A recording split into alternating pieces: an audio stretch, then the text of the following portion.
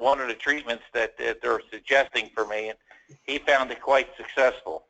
Yeah, he did. I mean, he was having a lot of problems, and not only was it successful, but he's been able, he's had to continue. It's been slowing down for quite some time for him in terms of how often he has to go back. But he got very friendly with Marshall Stoller, so they look forward to seeing each other. He collects quilts, and he has one of the largest. He and his wife have one of the largest collections of Amish quilts, and they were exhibited at the gallery, the DeYoung Gallery in San Francisco a while back. They're pretty amazing. So where do they store them all? He stores them. I mean, he's very fussy about exposing them to the air, so he's got all these quilts, and he doesn't.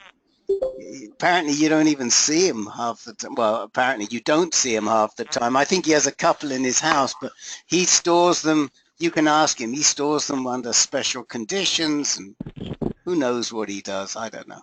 But give him a call. I know he'll be happy to talk to you, and he's just a nice guy, but he's very softly spoken. So he's the guy. I don't know if I ever say. He's very meticulous. I don't know if I ever sent you the questions that we have. We got about 400 questions. I send them out from time to time for people that are going to the doc. And he's the guy that prepared most of those questions. I mean, he came back with like 12 pages of questions. So. Oh, wow. Yeah, I know. All right, we got lots of people here. What is the treatment he's referring to? It is a... It's a electric acupuncture. Yeah, electric acupuncture for incontinence, Frank. Not something you need to worry about right now, right? No, I don't. No, you don't. Okay. We'll give you a break on that one. But yeah, that's what it is. Thank you. Yes. Okay. How are you? We haven't heard from you for ages. You don't come talk to us anymore. You go over to John's group. So you can, with only the men, so you can bitch and moan about your wives and stuff. I've heard you. Oh, you haven't heard me bitch about my wife. Not at all. Okay. She gets upset and I'm stressed at times, but... Okay. So I got to start writing. Who's on here. So let's start with Venice Jim. And Eric Bookbinder, who I see his smiling face. He looks happy. And Frank Kelly. And Paul Frieda. And Jake.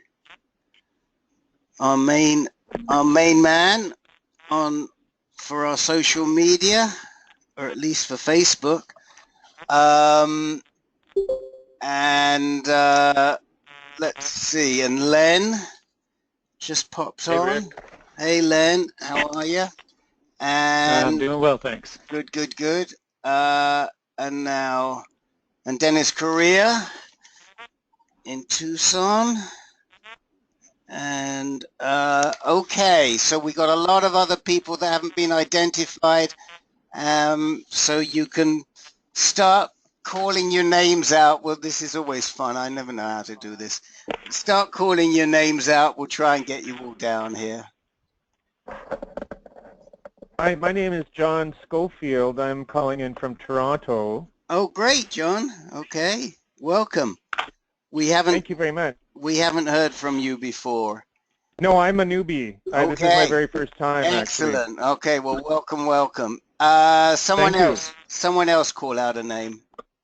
Marty Rotter, Atlanta. Hello, Marty Rotter. Good to hear you again. How are you? I'm pretty good. Okay, good. We'll get an update from you. Somebody else. Jim Harrington, Rick. Hey, Jim Harrington. Thanks a lot for getting back to Oh, no, no problem at all. I'm always happy to help, especially with those things like incontinence or ED. To Venice Jim, you might have heard me and Venice Jim Yeah, I did a talking little bit at the beginning, yeah. earlier on, just as we were chatting. Who else is on the call? This is Peter. I'm sitting in a parking lot at Starbucks. Oh, I see. Mine's just a regular coffee, Peter. I was going to plug my computer in, but they're playing Christmas music. It might be nice to hear that in the background. I don't know. Who else? Anybody else? Sherry Strezlek here, taking notes for John, Rick. Okay, Sherry. Is John listening in, or is he sort of around? Around. Okay. Yeah. All right. Anyone else? Mike Tamala. Hey, Mike Tamales. Hey, Rick. How are ya? Half-half. Half-ass. I hope you've recovered from your antics last week. I heard about that. Yeah. Yeah. I'm feeling a little bit better. Okay. And I see Tom Van Zandt has joined us. All right. Now let me just see. I've got have I got all the callers? 4, 5, 6. Yeah, there is no 7 for some reason. I think so. All right. Well, this actually is great because we just have one new gentleman, John Schofield. John, what we do is we will ask you if you're comfortable in doing this to give us a little bit of background on yourself, your disease demographics, your age. You mentioned Sure. you were in Toronto. That's right. Give us an idea as to what your treatment has been and where you are and what you'd like to discuss. Okay. How did you hear about us? I sometimes go on the Inspire.com, you know, Okay. the US2 prostate cancer Excellent. support group on Inspire.com. So I read about the group on there, and I think some people that I've connected with on there have recommended the group as well. Okay, good. Yeah, no, you're very welcome. What's your name, your Inspire name? I think it's John in Toronto. Okay. Yeah. Because there are other guys on this call who do post on there, and so I'm not on there as much as I was, only because I'm just so slammed as we've got more and more groups and more people. Yeah. But I probably get on there 2 or 3 times a week, but I don't see the posts like I used to. But we got other guys here on the call who do. So go ahead, give us an update and give us a briefing on your situation. Okay. Well, I'm calling in mainly because I've had a recurrence. I'm 55. I was originally diagnosed in December of 2011. When I was 50, I had a 14 needle biopsy. 2 of them were Gleason 8, about 30%. And then there was 1 little bit of Gleason 6, about 10%. And so 3 out of 14 cores were positive.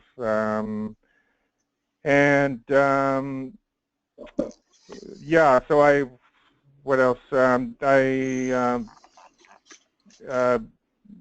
a lot of research. I joined, we have a pretty active support group here in Toronto that I joined. Mm-hmm. And did my research. Of course, they recommend with my age and so on. They recommend the Gleason 8. The first recommendation was surgery. I was kind of sort of reluctant about that. And through this support group, I heard about a sort of an alternative type of treatment called transurethral hyperthermia, which there were a few fellows who had gone to Germany to a clinic to have this particular procedure done. And so I guess, being younger and concerned about the side effects of surgery, I thought I would try this transurethral hyperthermia. And so in April of 2012, I went to this clinic in Germany, Clinic St. George, just near Munich. And for those of you who aren't familiar with this type of procedure, it involves, they use a catheter to heat up and radio waves, I think it is, to heat up the prostate. It's a kind of a thermal ablation, I guess you would call it. That's the other term that's sometimes used. And I had 2 3-hour treatments with this hyperthermia, and I had a bit of a complication because I discovered that I have kind of a narrow urethra, so the insertion of the catheter was difficult, especially the first time. And anyway, I did get through it. I got through my 2 treatments. I was there actually because of this complication. I was there for about 3 weeks. It's usually supposed to be about a week. And then I was followed by about 8 months of ADT, Casodex, Lupron, and Avodart. So anyway, that kind of sent my my PSA was, my PSA on diagnosis was about 3.8, I forgot to mention. And anyway, so my PSA, of course, after the hormone therapy was undetectable. But really, ever since then, my PSA has continued to rise, and then sort of through my own sort of folly, and then I had a false negative biopsy about a year ago, and basically I've kind of took my eye off the ball, and the next thing you know, my PSA is now something like 37, and I just had a recent MRI which indicates a 22 by 15 millimeter tumor, and there's some indication of lymph node involvement as well. So I'm kind of quite, I'm scared about the situation, and just wanted to get some. I'm now they've again recommended surgery. But I'm also would like to find out about radiation therapy possibly as well. But the surgical oncologist thinks I'm too young for radiation. He's concerned about potential cancers, 10 or 15 years down the road, I guess, secondary cancers. So that's kind of where I stand right now. How quickly has your PSA been going up? You mentioned that back in 2012, it got down to less than 0.1, and then after how long did it start to creep up, and how quickly has it been going up? Well, it's suddenly, I think it's turned quite aggressive. It's as recently as March, it was about 9.4, and then as of August, it was like 27.8, okay. And then it was I should get my file here. Sorry, I don't have these all in front of me, but it gives us an idea. That's fine. Don't worry. And where are you? If you're not speaking, could I ask you to mute, because we're getting some background noise, so it would just help us. And then I'll give you plenty of time to switch on when you come in. where are you being treated, and who's treating you? Right now, I'm going to Sunnybrook Hospital in Toronto. Dr. Klotz, Oh, Lawrence Klotz. and Klotz is the one that's telling you, is advising you against radiation? Yes, yes. Yeah, I'm asking. I only saw him last Thursday with my wife and got the results of the MRI, which I had about mid-November, and yeah.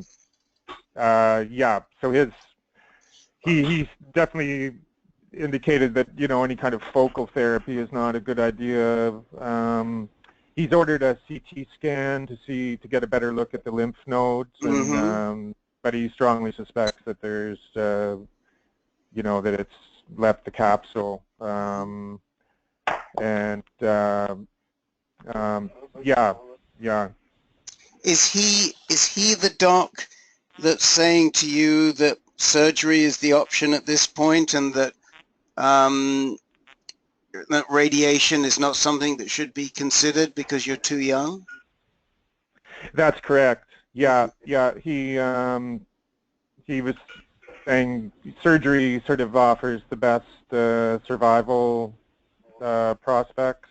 Well, next time you see Dr. Klotz, or you can send him a note. Yes. I would love to know what he bases that on, because as far as I know, there's nothing out there that says that surgery for an advanced or recurrent situation is more advised, has a better result than salvage radiation, or in your case, radiation of some sort. Number one. Right. And number two, if he recommends surgery, and it's interesting, I've been having this conversation recently with two other guys. I don't know if either of them are on. They weren't when we did the roll call, but gentlemen, and I'm happy to put you in touch with both of them. Thank you, Rick. A gentleman in just way north of Albany, called Tom Guthrie, who we directed to Memorial Sloan Kettering last week, and then another gentleman in Milwaukee, who was gone to Mayo, and we've suggested he get a second opinion at the University of Wisconsin-Madison Cancer Center. Right. And in the Mayo response is very similar to what Klotz said to you, is that they're going to go in, they're going to take out they'll take out the prostate, they'll take out, I think they said all of the surrounding lymph nodes. In fact, that's also what the guy the surgeon at Memorial Sloan Kettering said. But the issue for me, and then I'll just throw it open and see what the other guys think. But the issue for me is the following. If your disease has come back, and at this point you really don't have enough information to know, and correct me if I'm wrong, but you don't know if you have lymphatic involvement, or you do, or do you definitely have lymphatic involvement? At this point, he strongly suspects that you have lymphatic involvement, but it hasn't been right. 100%. Hasn't been confirmed. So let's just assume that you do have lymphatic involvement. Yes. And this disease micrometastasized. In order to get to the lymph nodes, it's had to have traveled there, and you don't know where else it is and where it might have escaped. And you can take out all the lymph nodes, but that doesn't guarantee that it hasn't gone in other directions to other places. So the reason that they do some sort of pelvic girdle radiation is because it's a more widespread treatment. It's a less focal, wider area treatment, and they do that in conjunction with additional ADT, as you know, and that is felt to be the best option. in order to nail the disease early. So if they only do surgery, if Klotz only decides to do surgery, and he says, Yeah. well, you know, I'm just going to take whatever I see. Does he take every lymph node? Can he see everything? Can he not see everything? And we know that you have metastasis. Where is the location of the tumor? Is it in the prostate? Yes, yes, on the right side, taking up most of the right side, apparently. Okay. Oh, and I did forget to mention, Rick, that I did have a bone scan in September, and it was negative. Okay. So, Yeah. so the thing is, John, that I mean, a lot of us have done radiation and a significant amount of radiation, and there just isn't enough evidence at least in my opinion. And I had 45 grays across my pelvic girdle and 110 grays in seeds, and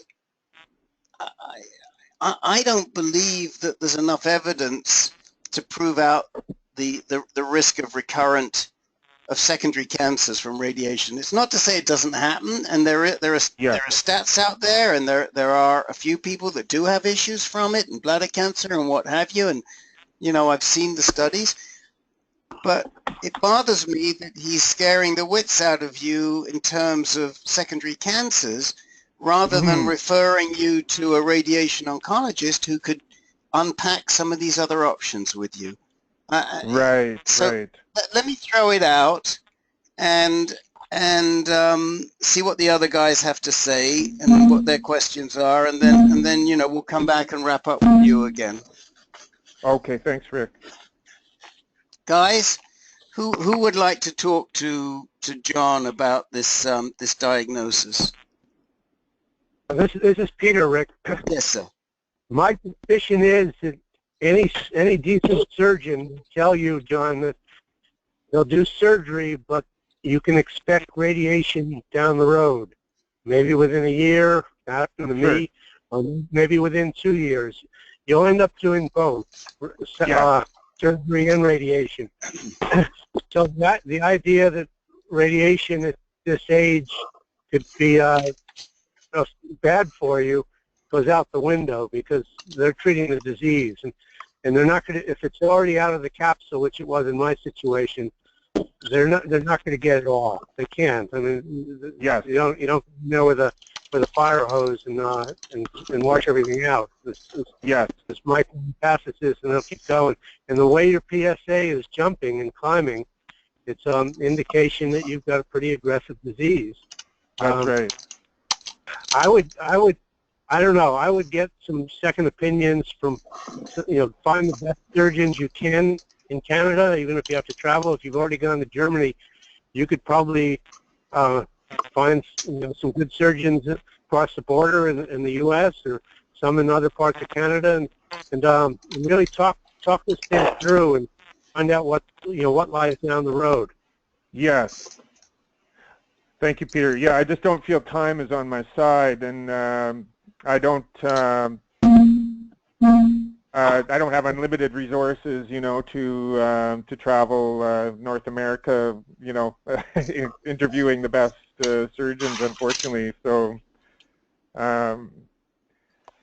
You want a good surgeon, though. You really want a good surgeon, and this is important. If you go with surgery, of course. And if you go with radiation, you want a good radiation oncologist and good machinery and a good place to do it, because they can mess that up too. One of the key things about a good surgeon is you want to make sure he's done at least 500 of these operations. That's a good measure that you should ask for. Yes. Well, some people would say some people would say if it's robotic that it should even be higher than that. But yes, I agree. Sure. Okay. Yeah. Yeah, I think this would probably be open, likely, if it's Dr. Klotz does it. Well, Klotz, I must say, I would actually prefer to do. I have some fears, I guess, around surgery. One of them is the, it may sound a little ridiculous, but because of my experience with the catheter in Germany, I'm afraid wearing a catheter for 10 days, 2 weeks is going to Right. be extremely painful for me. Right. And I mean, I would probably have to do it with certain radiation procedures, but maybe for less time. Well, you may not do. I mean, there's no guarantee. It really depends. But I mean, I think the first takeaway is make an appointment with a radiation oncologist. I mean, I would not rely. I mean, Klotz has a very good reputation. He's always doing studies. We read about him. He's one of the leaders. But at the same time, the surgeon and maybe one of the things to consider. I mean, you're in Toronto. Well, Bill. Professor Bill has joined us, so Roswell Park is not too far away in Buffalo, and right. And Bill Burhans, who's now on the line with us, is a research professor there. He's not he's a research doctor. He's not a medical doctor, but he knows the people there. And you could go to somewhere like. Roswell Park. You could see a surgeon, you could see a radiation oncologist, and you could probably even see a medical oncologist to get an overall, to get a balanced view. So that's certainly, I would think that's the closest NCCN hospital to you. Bill? Right. Peter, this is Bill Burhans. Yes. I came into the call just a few minutes ago, so I'm not sure of the complete context here, what your question is, but it sounds like you're trying to decide whether or not to go with surgery or radiation as the primary treatment. Is that correct? Well, it's not actually primary. This is recurring prostate cancer after John had transurethral hypothermia, which is sort of a heat. It's a thermal ablation technique back about four years ago, and the disease has come back, but there wasn't sufficient damage to the prostate to rule out surgery. So now the question is, with a rapidly growing PSA, which has gone from somewhere around 9 in March to 37 today, what is the best sort of intervention? Is it surgery? Is it surgery followed by radiation and hormone therapy? Is it radiation and hormone therapy? Is it just hormone therapy? So these are the options. And Klotz Lawrence Klotz at Sunnybrook in Toronto is saying, stay away from the radiation. We can get it all with surgery, and that's what's on the table. Okay, and who is it that we're speaking about? Oh, it's John Schofield. Meet. Okay. Hi, Bill. Yeah, my name's hi, John. John's in Schofield Toronto. in Toronto. So, John, we're an hour and a half south of you in Buffalo, and I would recommend that you go to Roswell Park and set up meetings with both the radiation oncologists and the surgeons. And specifically, do you have a pencil? And, yes, paper? yes. Okay, so you should ask to see Jim Moeller, M-O-H-L-E-R. He's a urological oncologist, and he's the chair of the urology department. He is very, very good. In fact, he's the chair of the National Comprehensive Cancer Network committee that sets the guidelines for prostate cancer treatment throughout the United States. Wow. And then and I would also ask to speak with, oh boy, I'm blanking. I'm really sorry. That's okay. That's okay. It'll probably come to you later. The one that treated me. I'll think of his name. Sure. At some point during the rest of the call. But He's the chair of radiation oncology, and he also is a renowned oncologist. I would speak with both of them. I would, you know, if someone is counseling you that there's a potential problem with secondary cancer due to the radiation, you know, I agree with, this is right about where I came in. I mean, these are things that I really do know a lot about. There is some evidence that there is a risk. There's no doubt about it. But the risk is very, very small. You know, you're talking about maybe 1 or 2% of patients or less that would develop secondary cancers. So I wouldn't, you know, I think the bigger, your bigger concern is to just get, you know, take care of it. And if radiation is the best way to do it, then not worry about that. Thank you, Bill. Sure. Yeah, he seemed to, Dr. Klotz, he seemed to be concerned about my, you probably came in after I mentioned my age, which is 55, so that's why he was expressing concern about secondary cancers down the road. But yeah, okay. Yeah, but he certainly did allow for the, you know, he did make it sound that it would be very likely that I would also have to follow it up with radiation, you know, surgery plus radiation, et cetera, et cetera. So John, so I just remember the radiation oncologist name, Mike Kettle. The last name is spelled Mike Kettle? Yeah, it's spelled Kuettel. And you can tell both of these guys that I sent you. Okay, thank you, Bill. The only problem, I guess, is how much would they charge for a consultation? Because I'm not, you're probably not familiar with our healthcare system here in Canada, but they don't typically cover out of country expenses. So you're kind of forced. Yeah. I really don't know, but that, you know, you could get an answer to that question pretty quickly by giving Roswell Parker. Now, you know, on that score, John, I mean, I can tell you what they charge at UCSF, which is another NCCN hospital, and if you pay cash when you go, the consults run anywhere from about $265 to $450, and don't ask me how they decide, and because I honestly don't know, but it's somewhere between $265 and $450 for a consult. Okay. So that's not too bad. But you know, you can call them up, and you can say, "Look, I'd like to make an appointment." I'm sure they have a lot of Canadian patients that come over, and you know, like I mean, I thank Professor Bill a lot, because if you can use his name, and if you should use his name and say, "I'd like an appointment quickly," that is one, you know, that's sort of one-stop shopping. The other option for you is to try and find a good radiation oncologist in the Toronto area. I'm sure there are some. Yes.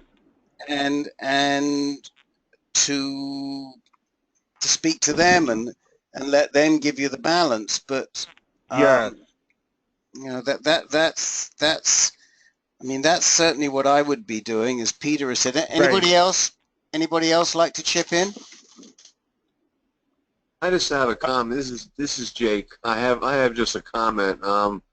John mentioned earlier that he had a narrow urethra, and I have, when I had my procedure, I had a narrow. I had issues with my urethra. I was told I was not a good candidate for radiation because of that. Oh, interesting. Okay. That was 7 years ago, so you know, maybe technology has advanced. Hopefully, it has, but. I don't know, does anybody else know of a urethra being an issue with radiation? No. Why? What was the issue specifically? Well, mine had a strange bend in it. Apparently, it was not. Yours is narrow. Mine had a bend in it, and my doctor said it was not suitable for radiation. He said I don't understand that. I also have a kink in my urethra. which becomes a problem because I have to catheterize to void That's my... the term he used for me. He said you have a kink. Right, So, yeah. But that did not, nobody told me, you know, I had radiation as my primary treatment and no one raised that issue. And it was just a thought, just a comment. Yeah. John, Right. this is Len. Oh, sorry. Go ahead, Len. I was wondering, are you still on Lupron Casodex while your PSA is rising like this? No, I haven't been on those since the end of last year, and this was part of my problem. I had this targeted biopsy actually in Buffalo in December of last year. I was taking, I was on Avodart and Casodex at the time, and they didn't tell me that, when I asked about having an MRI, I had an MRI in October of last year in Buffalo. This was at a place called Windsong Radiology. They said, oh, you know, that's okay, you can do the MRI even though you're on Casodex and Avodart. And they did at that time, they discovered an 8 by 7 millimeter lesion, and then they biopsied it in December. I was still on the Avodart and Casodex, and then it was negative. And I now realize, you know, they probably should have told me, well, you know, if you're doing a biopsy, you really shouldn't be on Casodex and Avodart, you know, because I think that's what screwed up the. It was a real-time MRI guided biopsy where I was on the MRI table. They only used 2 needles right in, but they appeared to be having trouble finding this lesion that they had identified in October, in the MRI in October. So so John, anyway, so since this is Bill. I do not understand the rationale for those drugs being a problem for an MRI either. I agree. And so yeah. Windsong, I'm, you know, I don't want to cast dispersions here, but you know, Windsong is not Roswell Park. No, for sure. Yeah. And if they biopsy with only 2 needles, that doesn't make any sense either. Right. I mean, John, the other thing I would like to the other thing I'd like to say is that, and maybe this is where Peter was about to go, I would probably be wanting to get myself back onto hormone therapy as soon as I could. Whatever treatment you're going to do. Now, you know, I don't know who you're consulting, who your main man is right now. And Peter was asking, do you have a medical oncologist on your team? You probably should have a genitourinary medical oncologist on your team. The problem with that is that there aren't too many in Canada. There are some, but there aren't that many. Klotz holds himself out to be a medical oncologist, but he's not. He's a surgeon, and I've had this argument or discussion with people before. You need a medical oncologist, and you need somebody to put you, I mean, I shouldn't say we don't give medical advice. I can tell you what I would be doing if my PSA was going up that quickly and I knew that I had a lesion of that size, is I would go back onto Lupron, taking Casodex first, or go straight onto Firmagon. You don't need the Lupron. You don't need the Casodex if you go straight with Firmagon. And then give yourself some time so that you can make the right decisions. But you probably need to get somebody on your team that's a little more open-minded than Dr. Klotz. Right. Is now, so Jim Moeller, for example, is he sort of a general urological oncologist? He's a surgeon. But he's a surgeon too. Yeah, he's a surgeon too, but he's a very smart guy, and he's the chair of the department, and it was under his direction. I mean, this is not a close call here. I mean, if your PSA is that high and it's climbing that quickly, you know, even Rick and I, even though we're not medical guys, you know, I think it's pretty clear you need to get on, you know, back on Lupron or Lupronide of some sort. Now, would that affect if I were to have surgery or radiation? Does ADT affect that? Yeah, potentially won't affect radiation. The radiation doctor puts you on ADT. Right. They want you on ADT during radiation. Right. Oh, do they? Okay.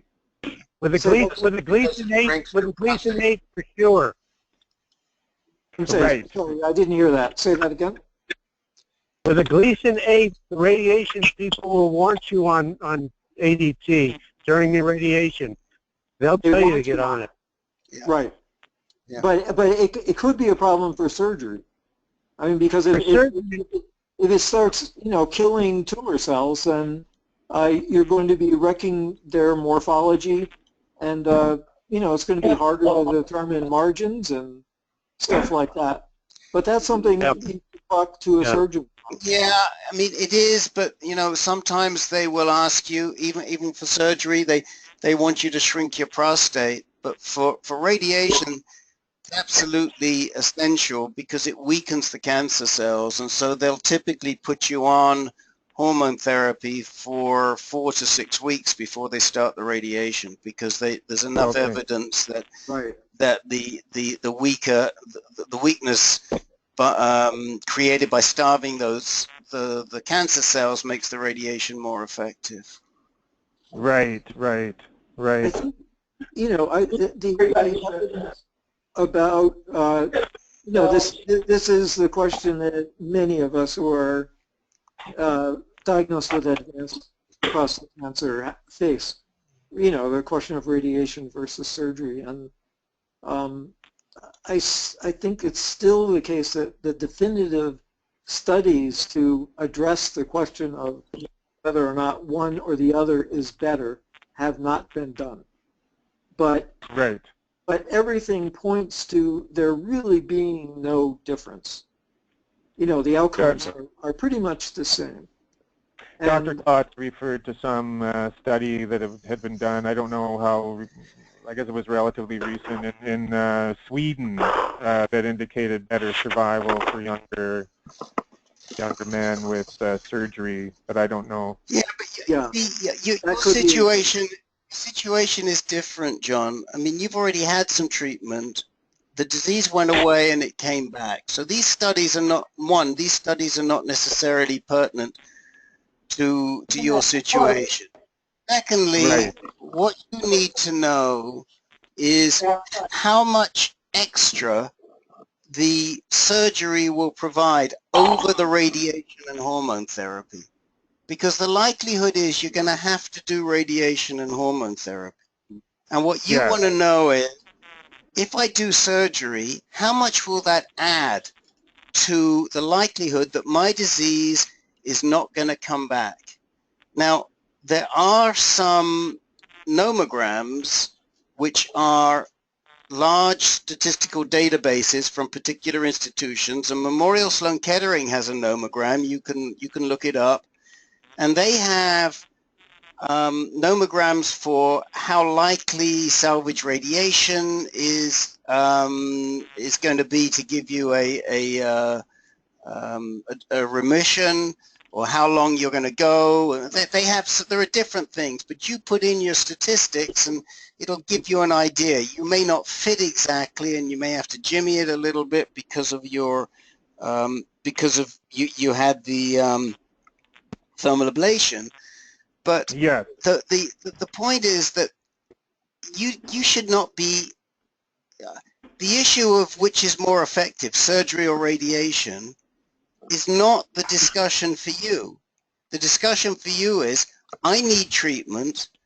but the treatments available to me are some combination of surgery, radiation, and hormone therapy. What's going to be the most effective? If the surgery, if surgery plus radiation plus hormone therapy is the most effective, what you want to know is, well, how much more effective is that than radiation plus hormone therapy? And is it worth going through all of the potential side effects of the surgery for the difference it's going to make, which may not be that much? And those are the questions that you've got to focus on. Right. But you need to get the answers quickly. I mean, I think the most important thing is to, you know, if I were in your position, and I wasn't in your position at one time, to a certain extent, I didn't have the hyper, what was the treatment that you had earlier? Hyperthermia. But other than that, you know, my parameters were similar, and there is, you know, you should be feeling a certain amount of urgency to this. I would, you know, my recommendation would be, you know, if you can afford to get the consults in Buffalo, to go down there as soon as you can and see what these guys have to say. But be sure, you know, be sure to go to talk to both of them, both Mike Kettle and Jim Moeller. Right. You know, and then make a decision. There's a little bit of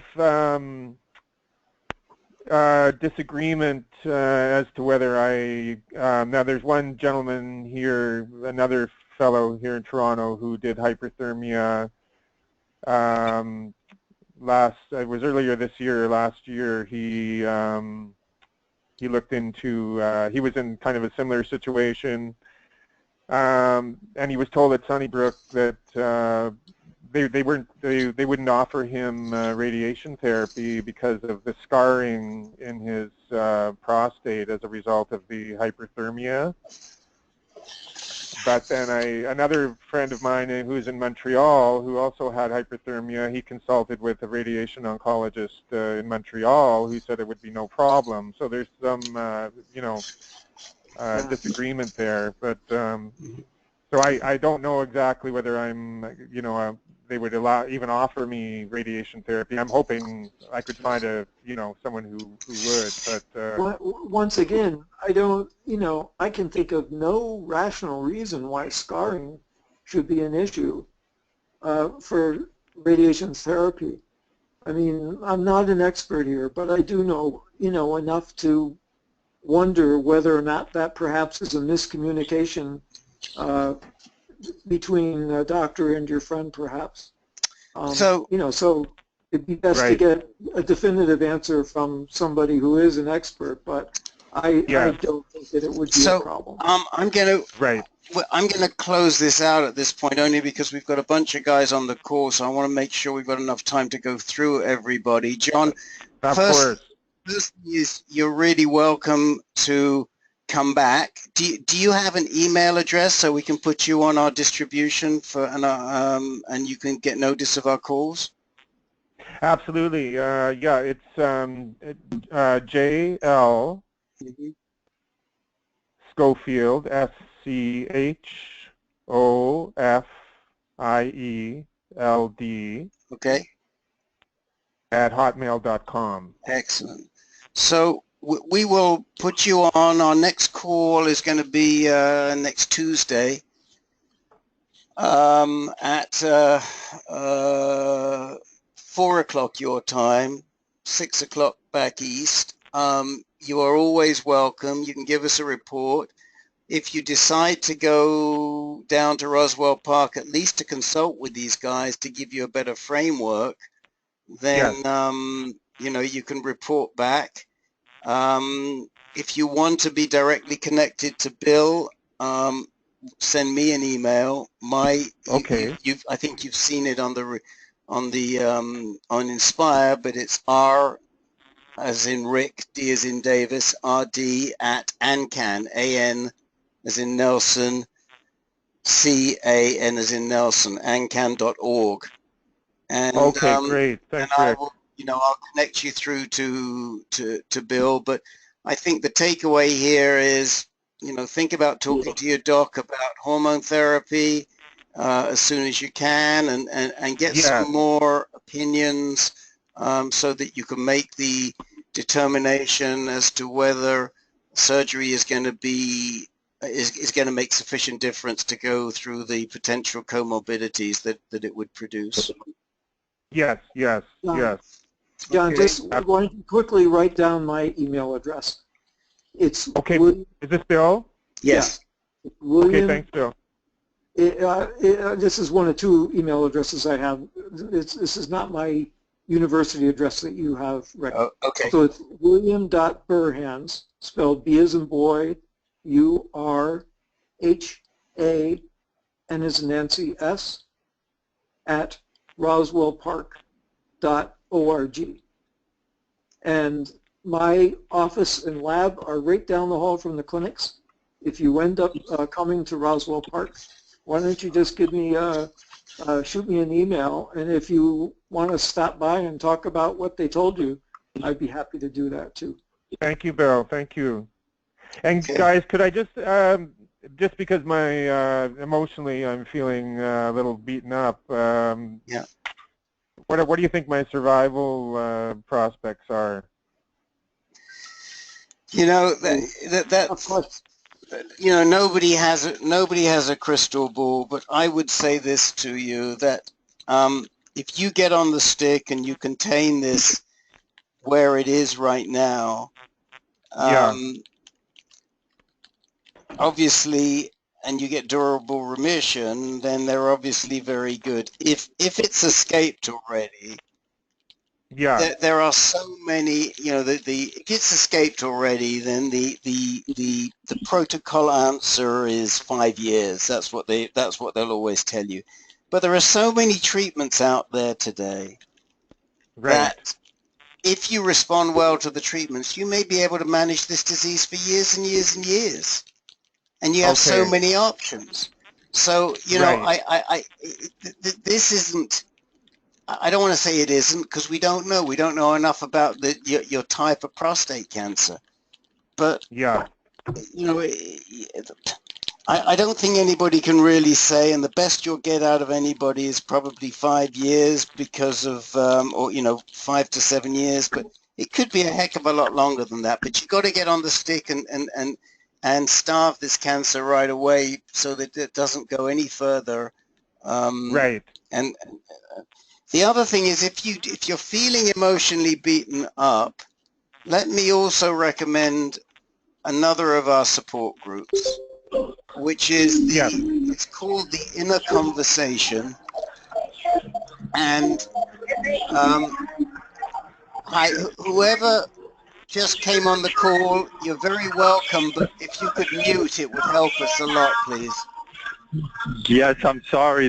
My name is Jordan Kokor. It's first time on the call. Hi, Jordan. You're very, very welcome. If you could just mute, and we'll get right to you, okay? Thank you. Sure thing, of course. Thank you. The Inner Conversation is a support group we have for men only, and it's really to talk about bolstering people like yourself who are getting beaten up by the disease. My go-to man to tell you a little more about that is Jake. Jake, can you do a quick promo on that call and tell us when the next one is? Be glad to. John, the Inner Conversation, we meet second and the fourth Thursday of every month at 8 o'clock Eastern Time. Rick, I guess that'd be 6 o'clock your time. 7 o'clock Toronto time. Okay, 8 o'clock Eastern. I think in terms of Eastern. We're in the Eastern time zone. Yeah. Oh, are you? Okay, sorry. So second Thursday of the month and the fourth Thursday, and basically it's not medical knowledge like Rick and Bill, who are very knowledgeable. We sometimes have a doctor on here who is very knowledgeable. This is more a feeling kind of meeting. Hey, I got cancer. How do I feel about it? Man, I'm feeling crappy. What do I say? Who do I talk to? That's really what this is about. It's a touchy-feely kind of thing. Right, right. It gets a little salty at times. You know, I hope you won't be offended, but and we get around, you know, but it's also a serious topic. Great, so we're glad to have you there. Thank you, Jake. Thank you. And you would join that conversation just the same way you joined today, or you can also join using GoToMeeting. So I'd recommend that. So I am going to move on, particularly okay, since thank you, Rick. My pleasure. Particularly since I know that we've got one other guy that hasn't been with us before, and I was hoping to get to the conversation, but maybe, Jordan, what we can do is just give you 10 minutes right now, and then just ask you to come back, and we'll treat you like a newbie when you come back next time. But we've got a lot of guys on, so you know, we've sort of spent about an hour with the first new guy. Is that okay by you? No, that's great by me, and I appreciate the consideration, but I don't want to interfere or interrupt the flow of the conversation. I apologize for being late. It was my intent to definitely get on at appropriate time. So I could jump on to the next call, and we could start fresh. I'll make sure that I'm a little bit more prompt in my timing over there. So continue your conversation. I don't want to break the flow. I'll listen in. It's a pleasure. I mean, just tell the guys who you are, where you are, and what your situation is. Sure. Well, my name is Jordan. I live in New York. I'm 53, will be 54 next month. Immediately, as far as health condition is, I was diagnosed in July of 2013. Prior to that, I did have stage 4 non-Hodgkin's lymphoma and underwent a tremendous amount of chemotherapy with that 600 hours of it. In addition to that, I do suffer from an autoimmune disease called scleroderma. So there's been battles in my life, you know, throughout the years, but thank God, I feel great, very active. I was diagnosed in July, much to my surprise, because I was being seen for my lymphoma, getting scans every 4 to 6 months at Memorial Sloan Kettering. So when I did go at 50 years old for just a routine exam, I'm 50, might as well go get my prostate, my PSA checked. My PSA came out to 3.8.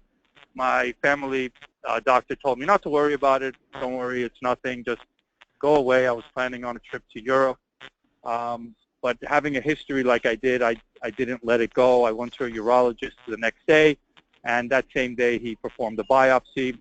I left for Greece still thinking that it was just BPH because, hey, I get seen every 4 to 6 months for my lymphoma. They scan me all the way through. A week later, I did get a diagnosis of cancer. The original biopsy that I took at Lenox Hill was a 3+4. I immediately flew back home. The following day, I was there 2 days. Went to Memorial, who looked at the biopsy and said it's a 4+4. Drove down to Hopkins to see Dr. Parton, who said it's a 4+5. I waited the normal 2 months, had a radical prostatectomy at Memorial with Dr. James Eastham.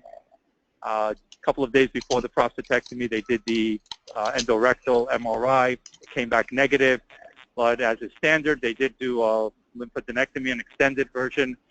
3 of 9 lymph nodes 2 weeks after the prostatectomy came back positive, and that really changed the entire dynamic of how I was thinking the disease would progress from there on out. At that point, Dr. Easton told me we're not going to start any type of adjuvant treatment. I started doing my homework and was put in touch with Dr. Christopher Logothedes at MD Anderson. I went to see him a month after my surgery, and he concurred with Dr. Easton. We're not going to do anything. We're going to follow their PSAs. When I was diagnosed, I immediately changed certain modalities in my life. As far as my eating habits, I became a very strict vegan, exercising a little bit more, and just trying to reduce as much stress as anyone can humanly possibly do. I am married. I have 3 wonderful children. My eldest is getting married in June. She's 27. I have a 23-year-old and a 19-year-old. So I was clear. My PSA was great for 3 years up until June of this year. I finally hit 0.19. Again, you know, once I went to 0.05, Dr. Easton pushed me up to Dr. Howard Scher at Memorial Sloan. I continued to see Dr. Logothetis as well. So from 0.19 in June, I came back again from Europe. Every summer we go to Greece. I have a house in Greece. I came back to 0.27 in the end of August this year. And a little over 10 days ago, my PSA was 9, in essence 0.5. So it's turning its nice, ugly, bitter head, and things are changing rather rapidly. Dr. Scher still said, I'm not going to do anything until you get to anywhere from 2, 3, 4, 5. Dr. Logothetis wants to see me next month. I had a bone scan 2 months ago and a regular CAT scan. Both were fine. We're going to repeat that next month. I've done as much reading as I can on the PSMA and whatnot, and this is where I basically am right now. Dr. Logothetis is saying we're going to wait till 1.0. When I saw him 2 months ago, and my PSA was still 0.3, MD Anderson doesn't go ultra-sensitive. He figured at this rate and the velocity and what we're seeing, maybe in 2 years we'll have to do something. But velocity has changed in the last couple of months, so I'm not sure what his game plan is next month. But that's where I am right now. So I could only do what I could do. I grabbed my wife 2 days ago and I flew down to Aruba, and that's why it was a little noisy, and I apologize for that. Oh, right. But I figure a little R&R is always excellent medicine as well. So that's where I am, sucking up as much vitamin D as I possibly can. Good for you. Good Did for you say you. you're a Gleason 5? Did you say you're a Gleason 5? I was a 4+5, Gleason 9. So 4+5. 4+5. Yes, 4+5. Seminal vesicle. The margins were clear, extra prostatic, of course, and 3 of 9 lymph nodes positive. So what I would like to, guys, we have a good picture. I have a good picture, and I think the question in Jordan's mind is when do you intervene?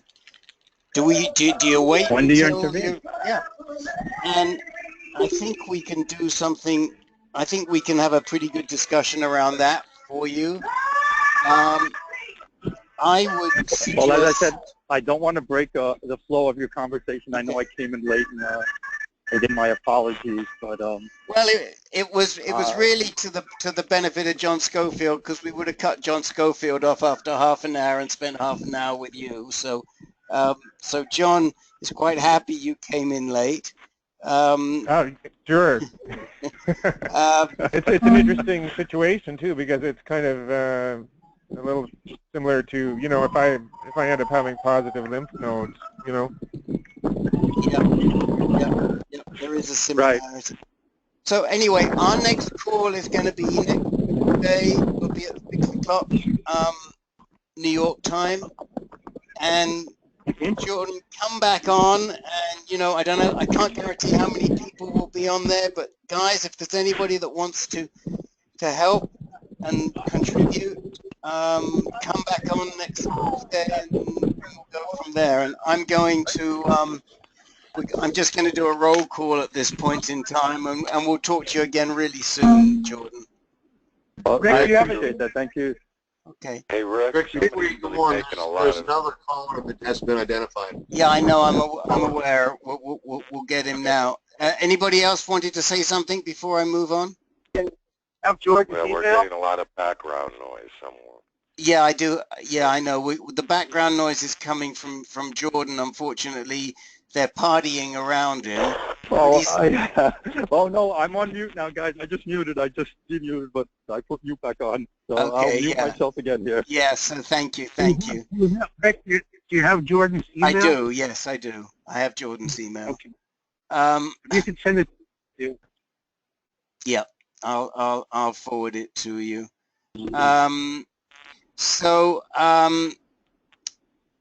Let me just run down who I know is on the call,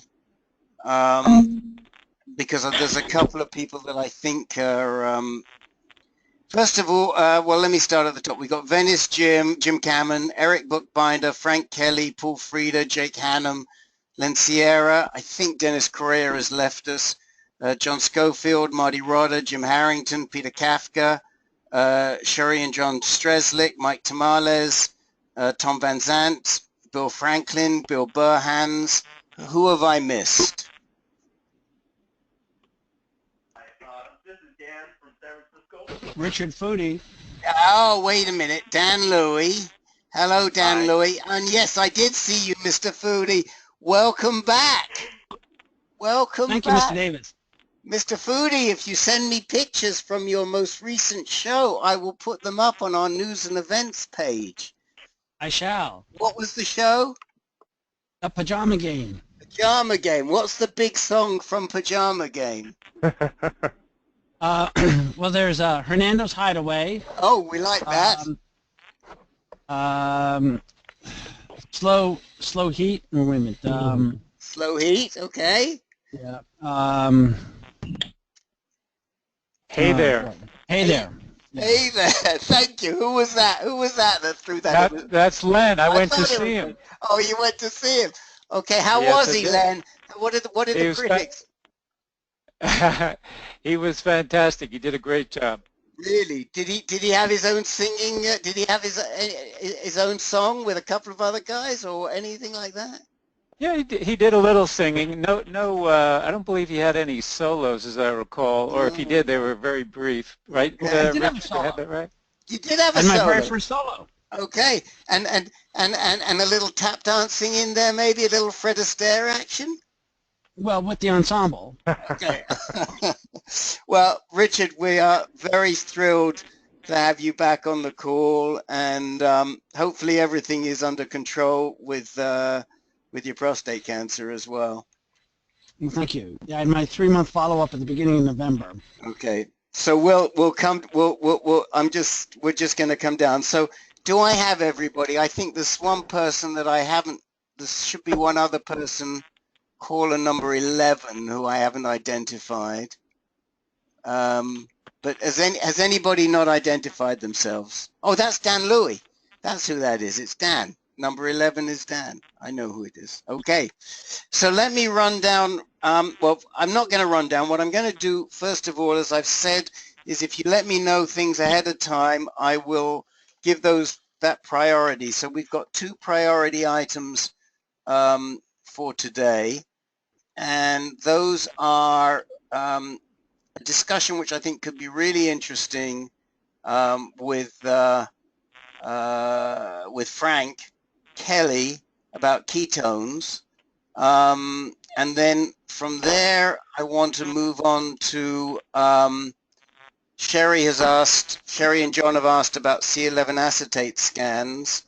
And Peter raised an issue which I think we should probably talk a little bit about, and it involves Frank, again, which is the bipolar androgen treatments that you've been reading a lot about. So I'm going to try and hustle through these. I don't know how much time we'll have today. You'll forgive me if we don't have as much time as normal, but I will try and still get around.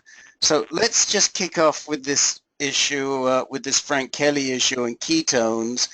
And with Bill Burhans on the call, I think that will help us just a little bit.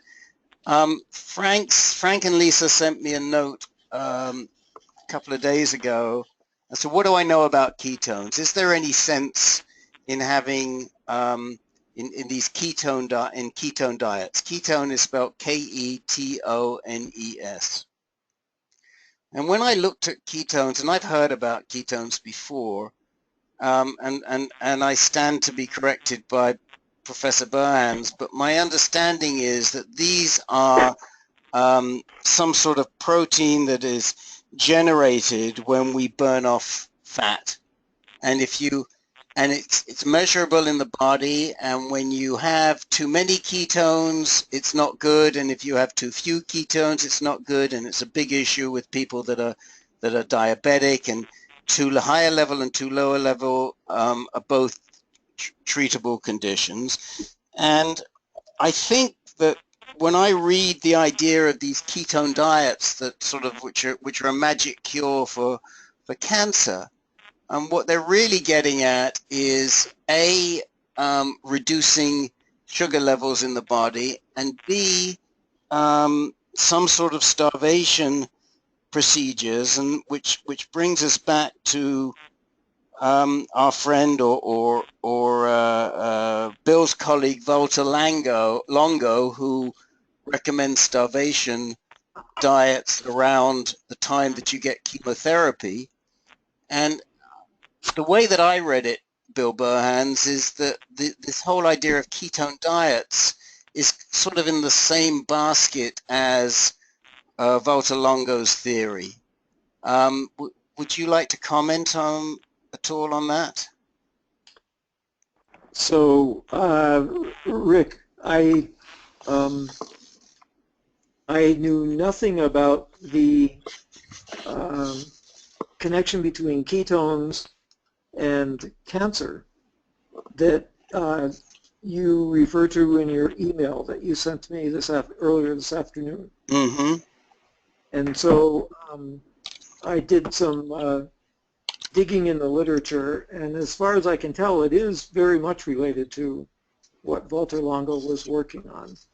I think so they're not proteins. They're in a much more simpler organic compound that is produced as your body burns off energy. And if you consume ketones, then, and you know, my understanding is still a little sketchy because I just started reading about this, but I think the idea is that your energy comes from burning the ketones rather than glucose, and that shifts metabolism also to burning fat, which produces even more ketones. I mean, Len, this is something that you probably know something about. Is that well, I don't, like you, I haven't heard of any connection between ketones and cancer. But yes, I mean, I agree with your little biochemical discussion there. The ketones are not proteins. They're byproducts of the metabolism of fat. And if your body is deprived of carbohydrates, for instance, like that that famous doctor's diet, I forget his name. Walter Longo. No, it's the guy before that. Oh. But anyway, yeah, he recommended cutting out all carbohydrates so that instead of burning carbohydrates for fuel, your body would burn fat, and then as a byproduct of the fat, you get the buildup of ketones, which some people think can be dangerous. Yeah, they you can get something called ketoacidosis. This is a big problem with diabetics. Right, exactly. And but it so that what I do know a little bit more about is how this relates to what Walter Longo is working on, and this is something that he and I collaborated on together at one point. And the basic idea is that if you deprive cancer cells of glucose or carbohydrates in general, that if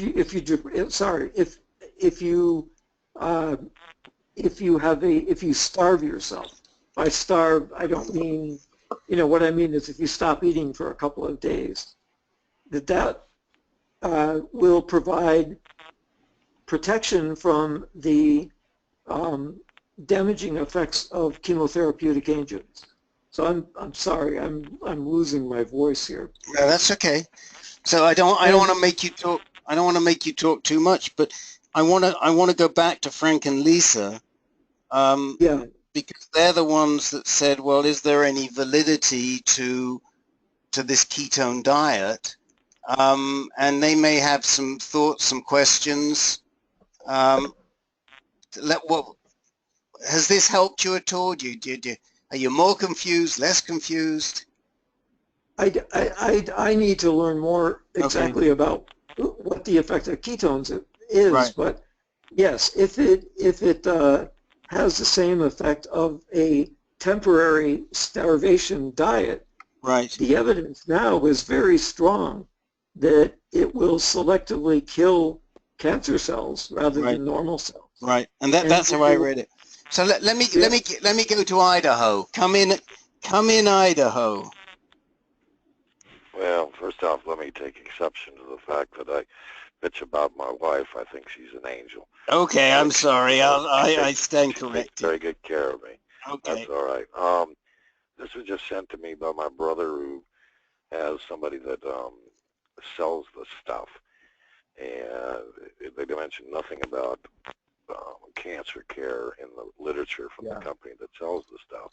Right. And it just, it sounded like a scam, other than when you sent me that article about starvation diets. Problem is, I'm already half starving anyway, and there's not such a thing called fat on my body. So I don't even know if that's something that's even relative to the situation I am in. I mean, I'm down to 110 pounds. There's just no fat on. There never has been fat on my body. So I don't know what it would do to me at all, and whether or not it's even worth going there with all the supplements I've tried, et cetera, et cetera. And my wife's not too excited about it either. That's why we threw the question out at you, just to see what medical use it might have relative to cancer or not. It's not cheap stuff. Yeah, but, I suspect it's a scam. This is Bill Burnham. Like $200 bucks a month.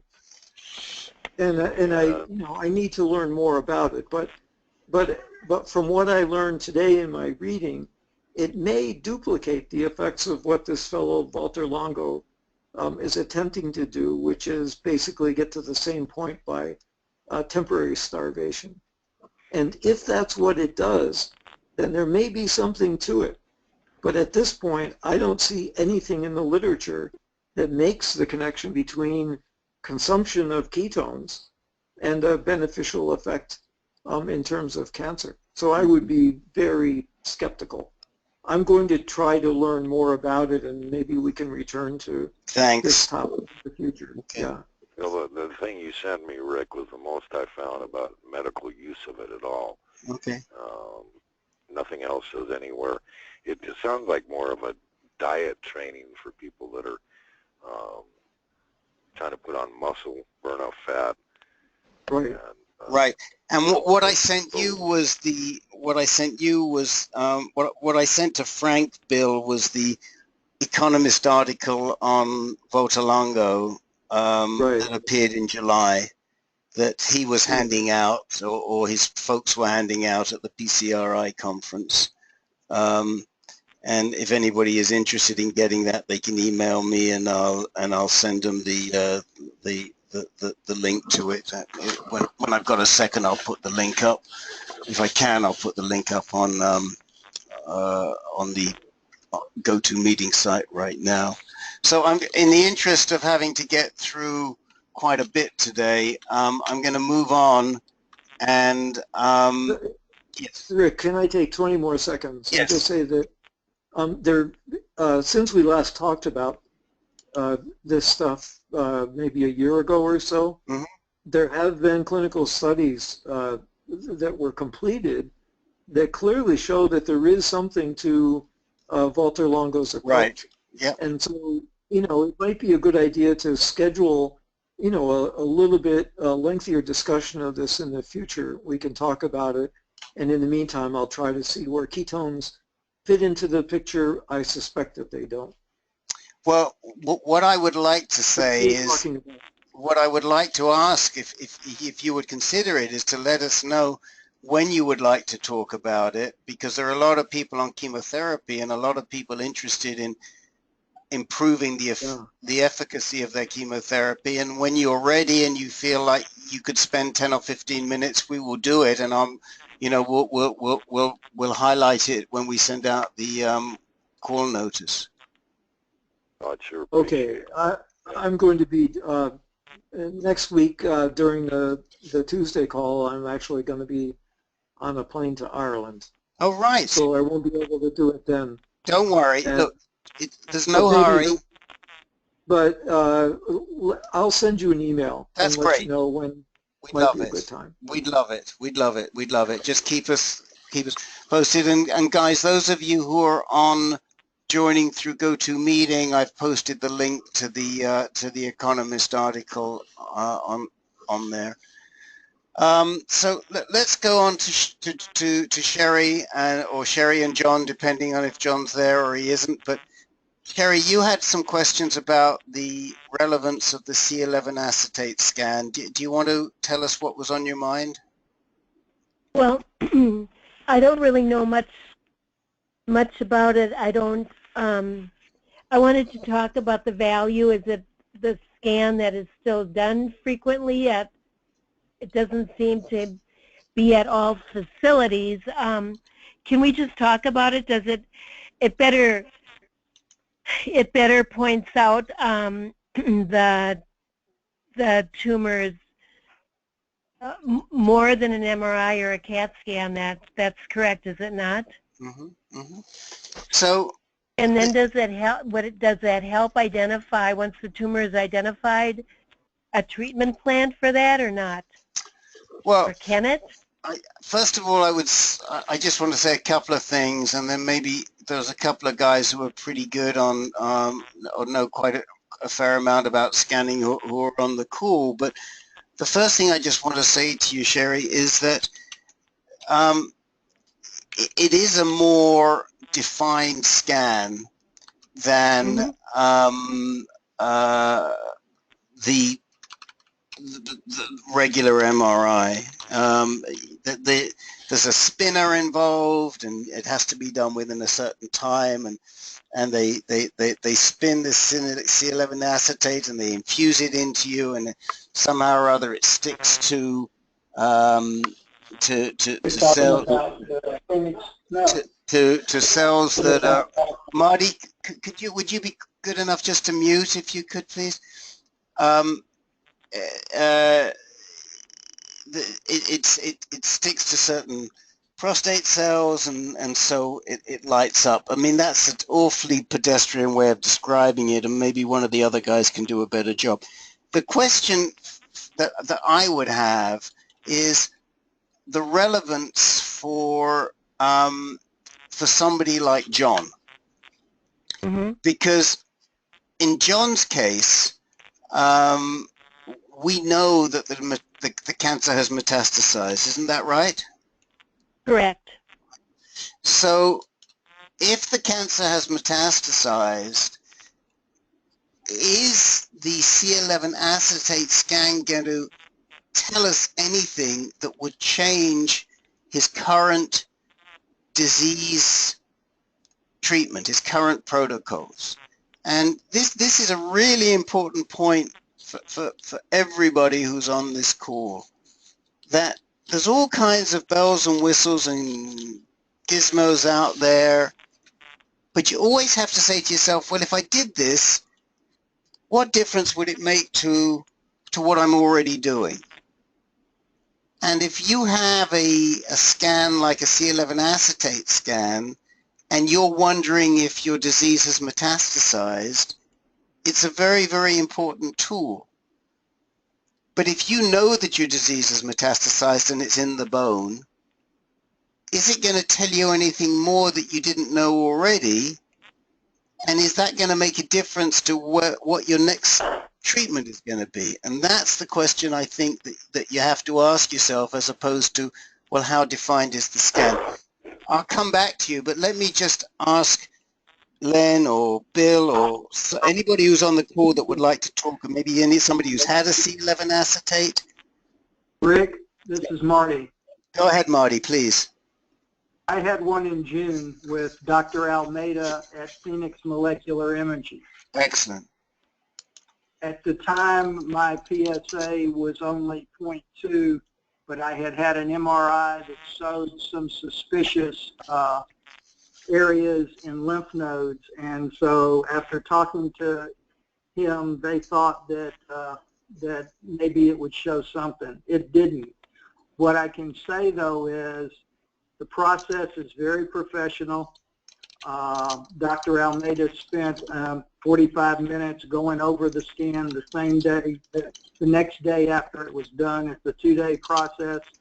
It does, at least in June, it does cost $3,000, which insurance does not normally reimburse.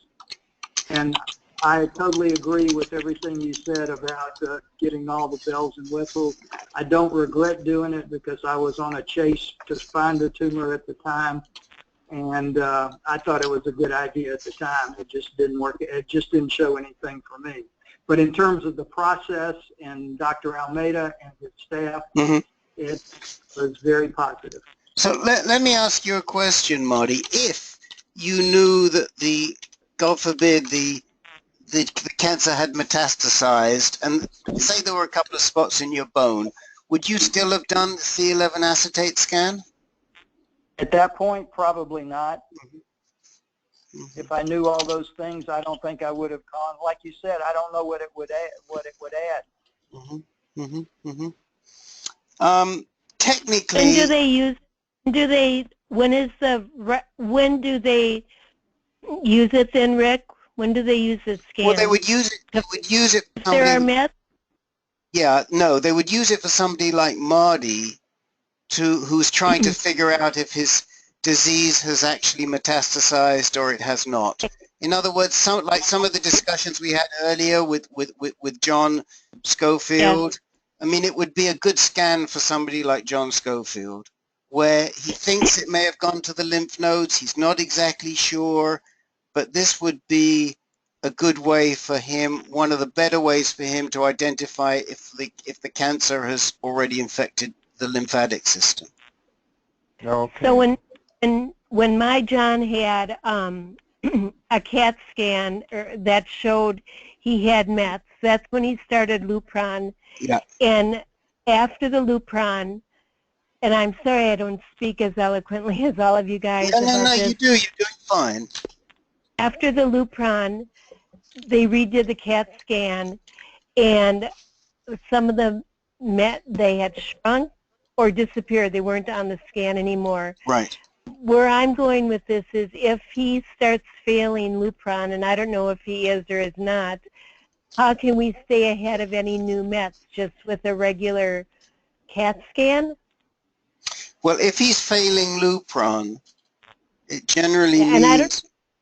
I don't know if he is. Okay, but let's say he was to start to become castrate resistant. Yes. Then it would mean that the cancer was growing because there's more PSA in his system, and the PSA comes from prostate cells. Yes. And so if there are more prostate cells in the body, we're going to see more PSA in the system, which then means that if there are more prostate cells, what we need to do is another CAT scan to see how the tumors that were showed up last time compared to the tumors this time. Okay. Okay. Okay. Can any just for my own edification and everybody else who's on the call, how does what technically does anybody know what technically the C11 acetate does? I mean, is it attracted to prostate cells, and does it just stick to them and light them up, or how does anybody know how it actually works? Rick, this is Len. Yeah. My understanding is that the carbon-11 acetate is picked up by prostate cancer cell membranes at a higher rate than non-cancer cells. Mm-hmm. And similar to the carbon-11 choline, the C11 choline, yeah, has a similar rationale. Okay. And I know that the C11 choline is FDA approved. I'm not so sure about the C11 acetate. And, you know, Marty mentioned that it's not covered by insurance, so I suspect maybe it is not FDA approved, whereas the C11 choline is. So, I mean, personally, I think I would go with the C11 choline and save myself $3,000, but... But the bottom line, thank you, Len, and that's certainly helpful to me. I hope it's helpful to everybody else. But the bottom line is that for John Strzelecki, I think he's probably beyond the point where a C11 acetate or choline scan is going to tell him anything that he doesn't already know, and that what is important, and again, this is a really important point for everybody with recurrent and advanced cancer, or I would say advanced cancer.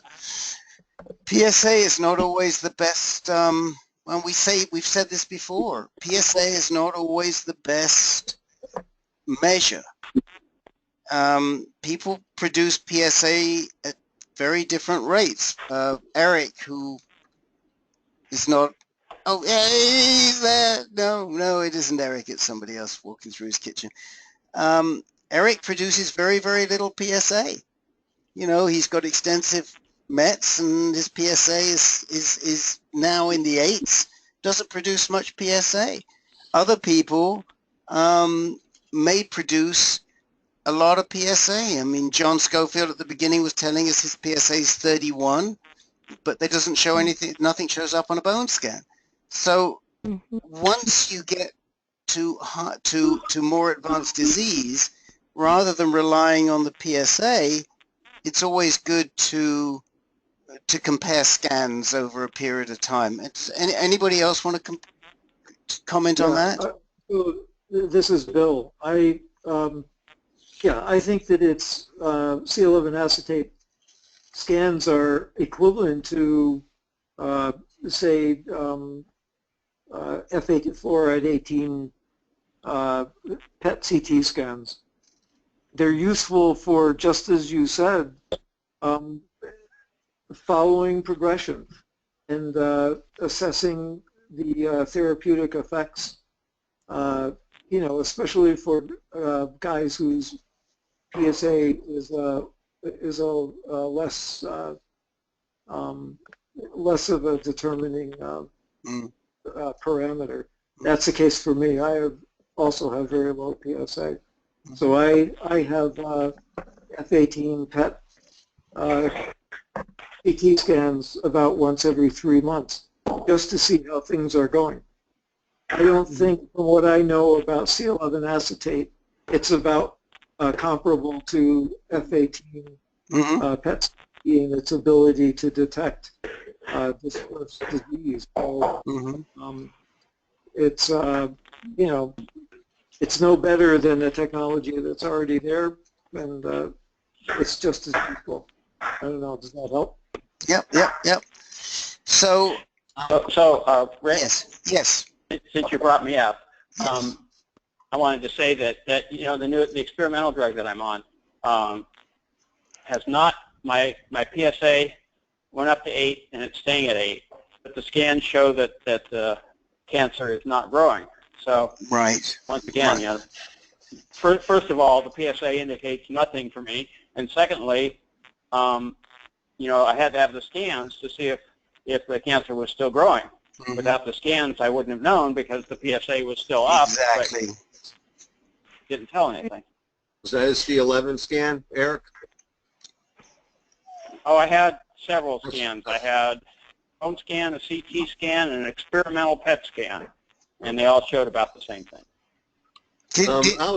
I was just reading. I'm reading about a clinical trial in C11, and apparently there are some parameters where it's not. Apparently, it's not very valuable if the PSA is low, or if it's below Gleason score. According to the parameters they want a Gleason score of at least 7 and a PSA of at least 10. Now, so that kind of suggests that it may not be a feasible option if you don't fall within that range. Well, yeah, but my PSA has never been above 8, and I have, you know, 6 bone mets. So, you know, we're talking about the C11 scan. I know, but arbitrary selections of PSA, you know, end up not meaning anything because of the difference in what PSA people show. The U.S. standard is that normal is below 4, but I think the UK standard is normal is below 10. So, and as I say, mine's never even been to 10, and I have all these bone mets. So, Eric, did you were you offered as part of this trial PSMA scanning as well? Did they offer you? I don't think so. I don't know what that is. Okay, then I was thinking it was also part of what you're doing. Bill, go ahead. I was just going to say that it is the statements about it not being useful until the PSA gets to 10 or above are really directed toward patients where PSA is more informative. But in my case, it rarely has gone above 10, and so that statement just doesn't apply. It's a much more useful way to follow progression for me than PSA because it generally stays pretty low. Mm-hmm.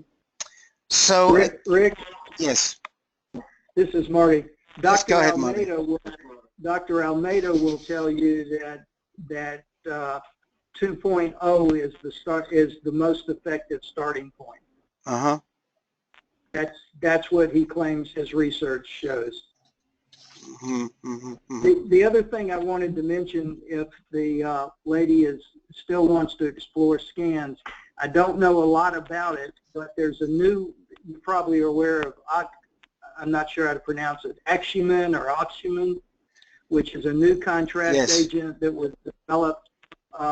It started at Emory University, which I'm familiar with, and it is now FDA approved as of May, as I understand, and centers across the country are starting to use it.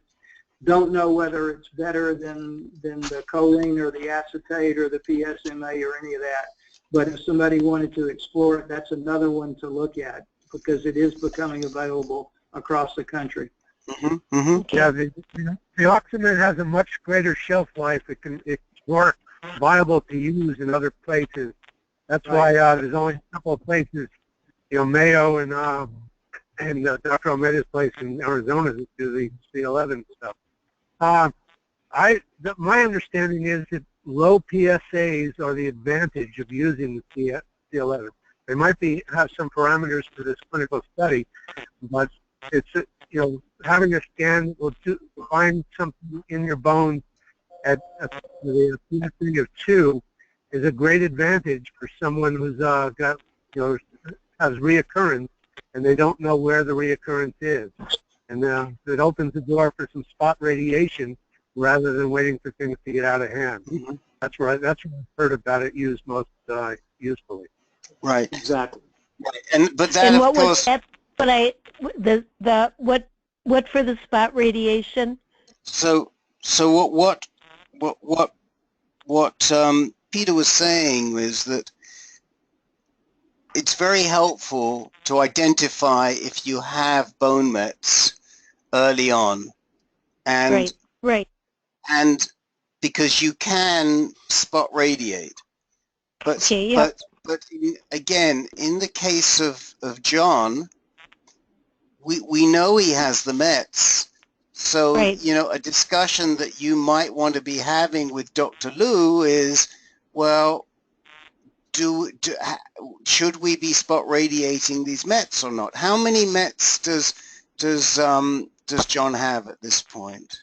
I don't have that information in the folder I have. I don't. And he's not here. But I'm going to be asking that. He doesn't have many. I don't know how many I should. Rick, do you have men who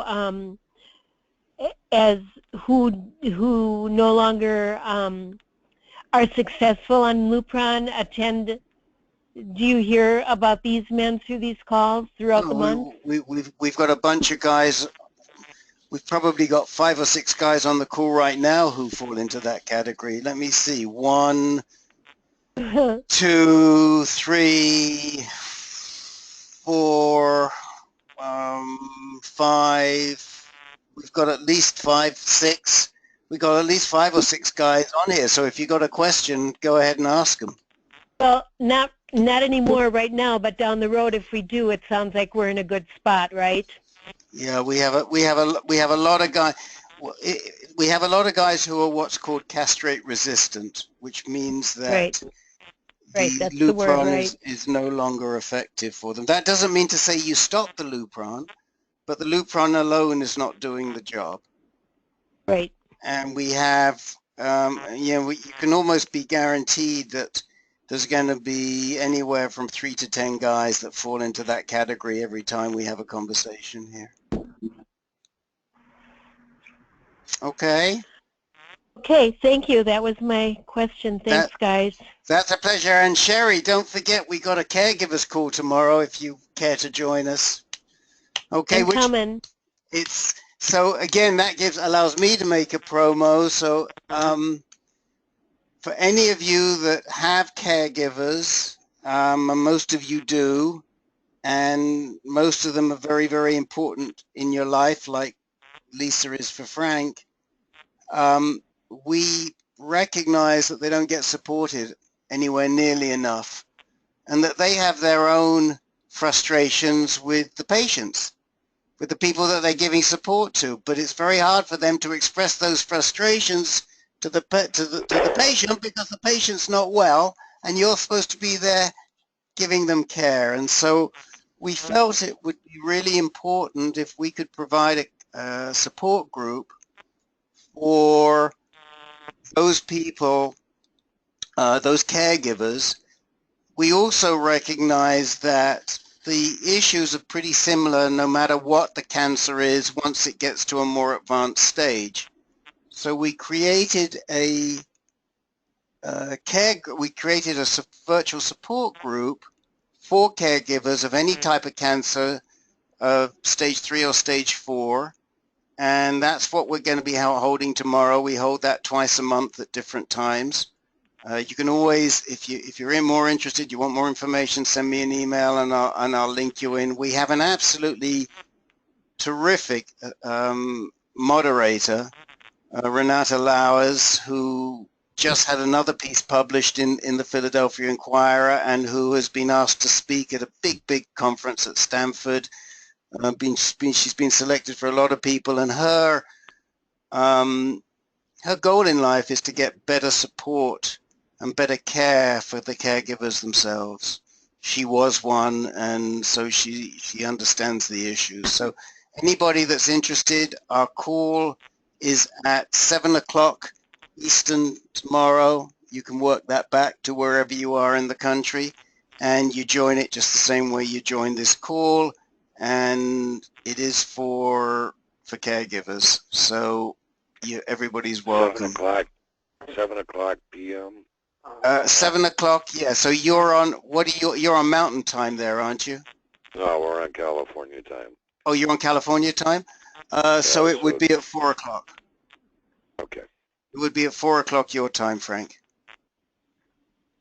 Okay. Now this is the call where you have to be quiet in the background. And Lisa has to do the talking. Maybe you shouldn't even be there. Okay? Yep, that works well.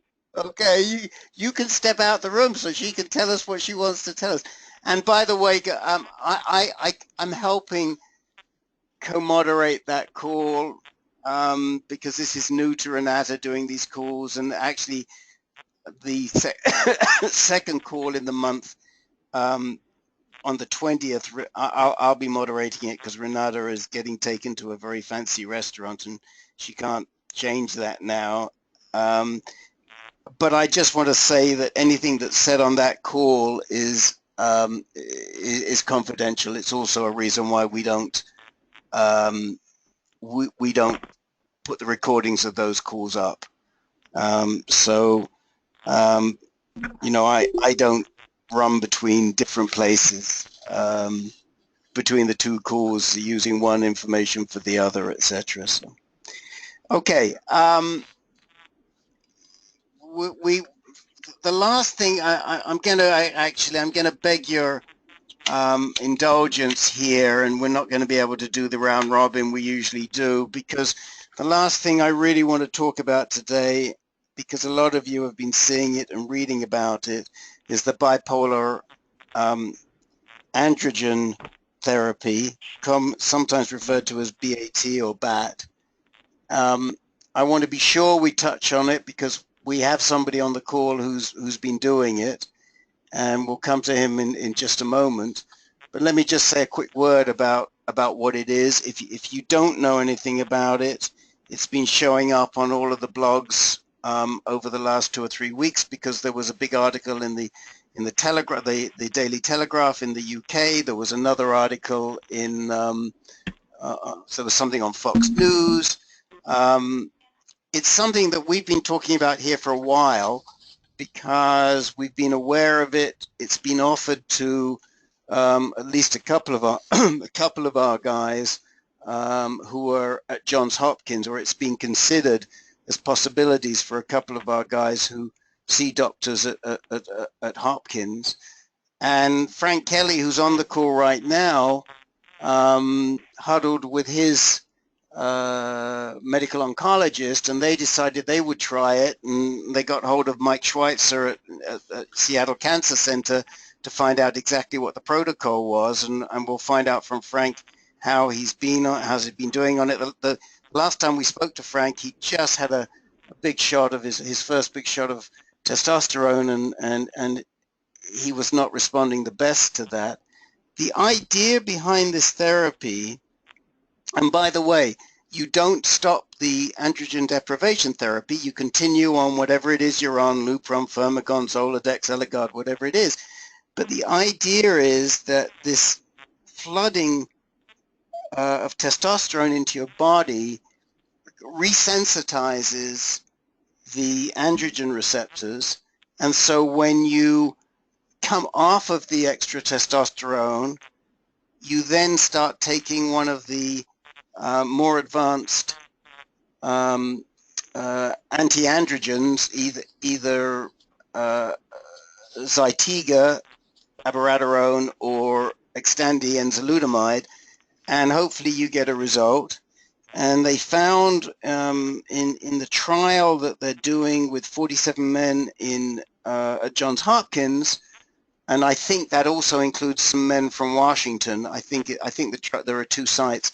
They found about 40% of people did respond, and about 30% of the total saw a drop of more than 50% in their PSA. And the most interesting thing to me is that some of you know about ARV7. It's a test that you can have for this androgen receptor variant number 7.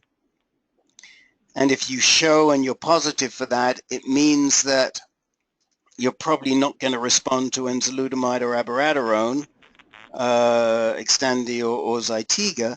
And what they found was that of the 6 or 7 men on this trial who were ARV7 positive, 3 of them became ARV7 negative after they'd done this testosterone, this bipolar testosterone treatment.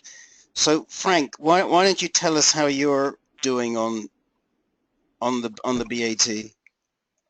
Okay, well, we're not sure yet, and there is a little different protocol out here than there is on the East Coast.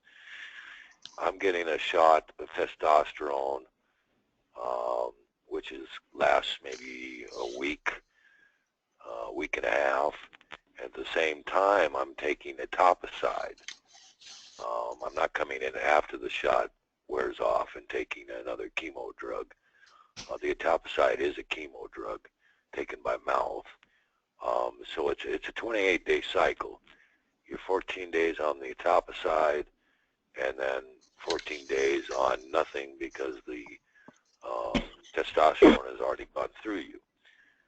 And you do this 3 28-day cycles. I'm on the 3rd cycle right now.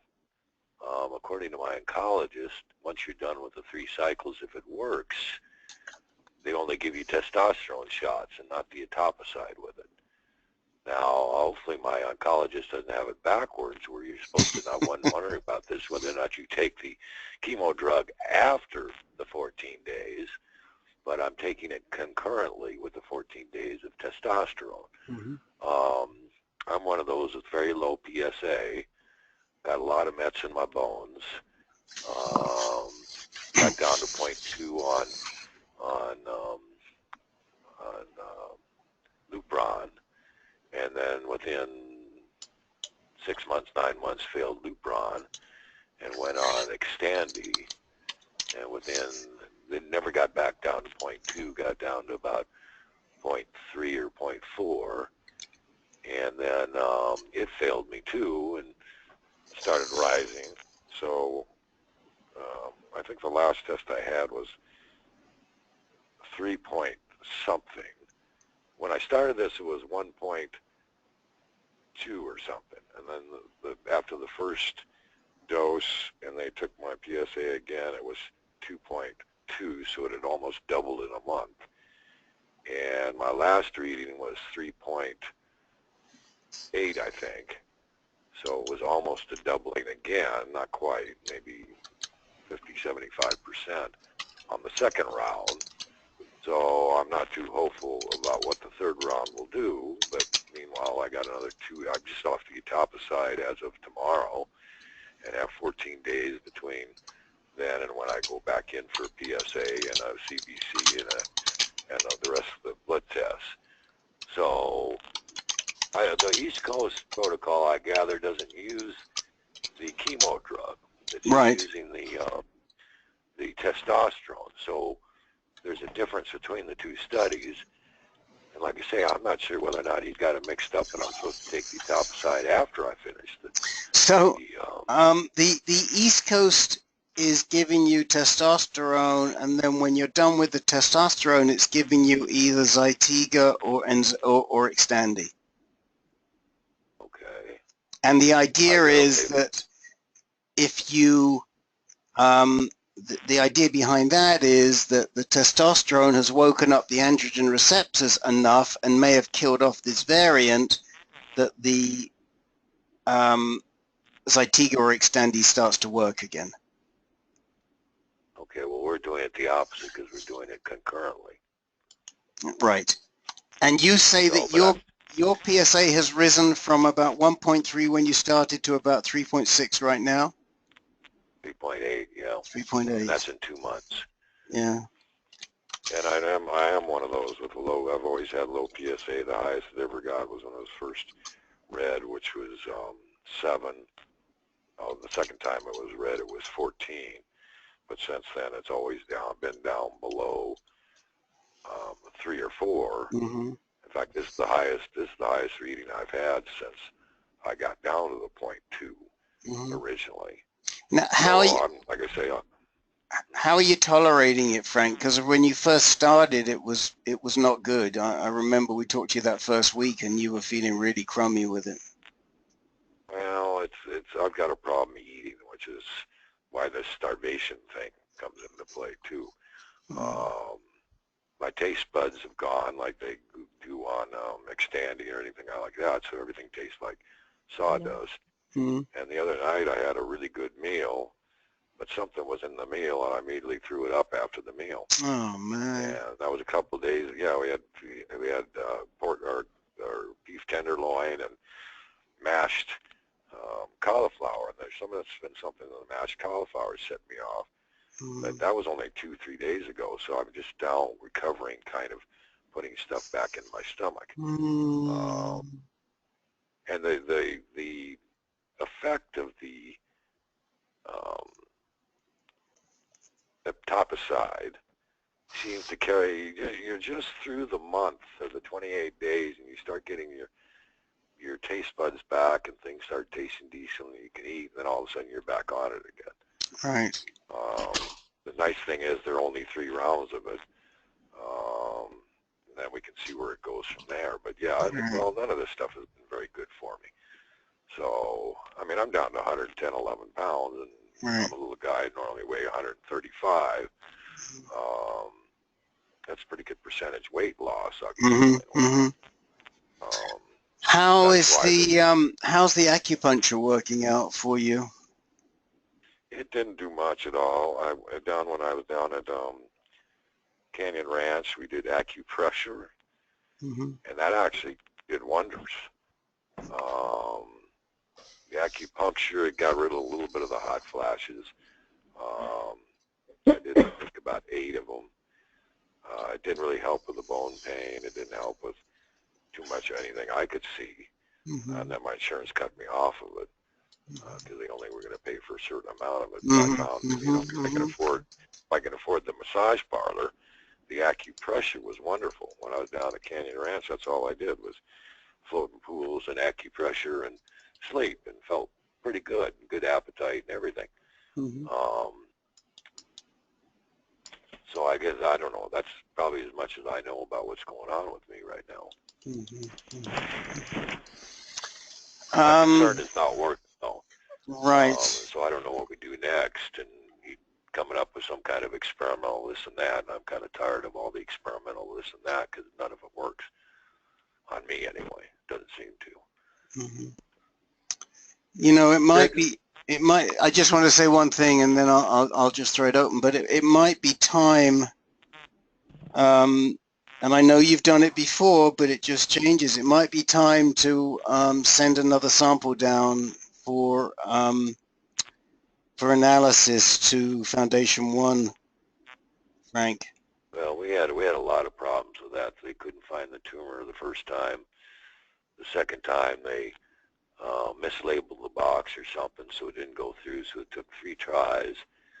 And the last one just came in a month and a half ago, and said I'm not reactive to any defective genes or whatever it is you call the reaction you're supposed to get on these tests. Yeah. My doctor said, "Oh, you're all healthy." I thought, okay. Right. What does that mean? Well, I mean, it means that it's not showing any actionable genes, and so if they did it a month ago, but you know, this thing just morphs, and who knows, but probably, yeah, if it did a month and I didn't realize it was as recently as a month and a half ago that they did the last one, and that was on a tumor sample. That was a sample of tumor that they sent down. Oh, that was a blood test. Oh, that was on the blood test.